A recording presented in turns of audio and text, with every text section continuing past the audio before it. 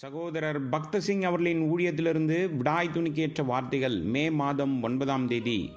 பரிசுத்தவான்களுடைய குறைவில் அவர்களுக்கு உதவி செய்யுங்கள், அந்நியரை உபசரிக்க நாடுங்கள்.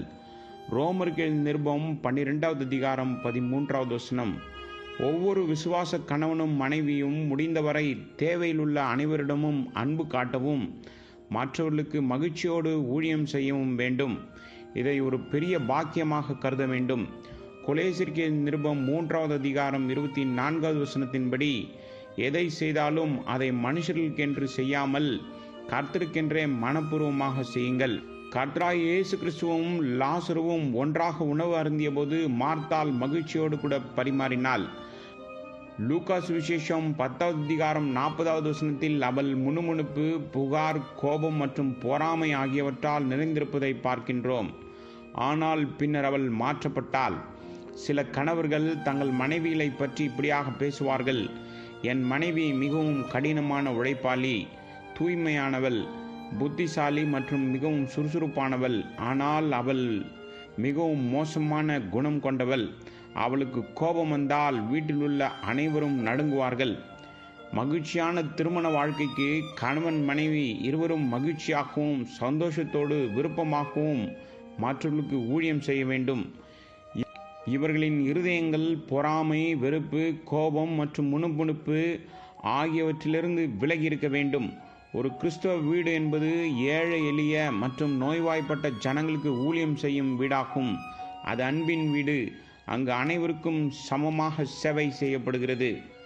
மரியாளைப் போலவே தேவனிடத்தில் நன்றியுள்ளவர்களாக இருக்க வேண்டும். அப்பொழுது மரியாள் விலையேற பெற்ற கலங்கமில்லாத நலந்தம் என்னும் தைலத்தில் ஒரு ராத்தல் கொண்டு வந்து அதை இயேசுவின் பாதங்களில் பூசி தன் தலைமயிரால் அவருடைய பாதங்களை துடைத்தாள்.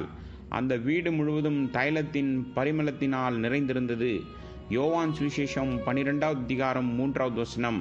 மரியாள் 2 காரணங்களுக்காக விலையேறப்பெற்ற தைலத்தை ஊற்றி கர்த்தராய் இயேசு கிறிஸ்துவின் பாதங்களில் அபிஷேகம் செய்தாள். முதலாவதாக 4 நாட்கள் கல்லறையில் இருந்த தன் சகோதரன் மரித்தோரிலிருந்து உயிர்த்தெழுந்ததால் அவளுடைய இருதயம் நன்றியினால் நிறைந்தது. 2வதாக கர்த்தராய் இயேசு கிறிஸ்து ஒரு சாதாரண மனிதர் அல்ல, அவர் மனிதகுலத்தின் ரட்சிப்புக்காக மனிதனாக மாறிய ஆண்டவர் என்பதை அவள் உணர்ந்தாள். இதனால் பக்தி நிறைந்த இருதயத்துடன் தைலத்தை அவர் பாதங்களில் ஊற்றினாள். மகிழ்ச்சியான வீட்டிற்கு தம்பதிகள் தேவனிடம் பக்தியுடன் இருக்க வேண்டும். அவரை போற்றி கனத்தோடு ஆராதிக்க வேண்டும்.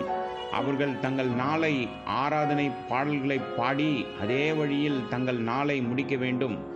தேவனுடைய கிருபை, அன்பு மற்றும் விசுவாசத்திற்கான உண்மையான மற்றும் பணிவான பக்தியுடன் நாம் இருக்க வேண்டும். அவளுடைய விசுவாசம் பலன் பெறும். மேலும் அவர்கள் கர்த்தரை மேலும் மேலுமாக நேசிக்கவும் முடியும். ஆராதனை கூட்டங்களில் அவர்கள் முழு பங்கெடுத்து கொள்ள வேண்டும். இத்தகைய வீடுதான் இப்பூமியில் பரலோகத்தின் நிழலாட்டமாக இருக்கிறது.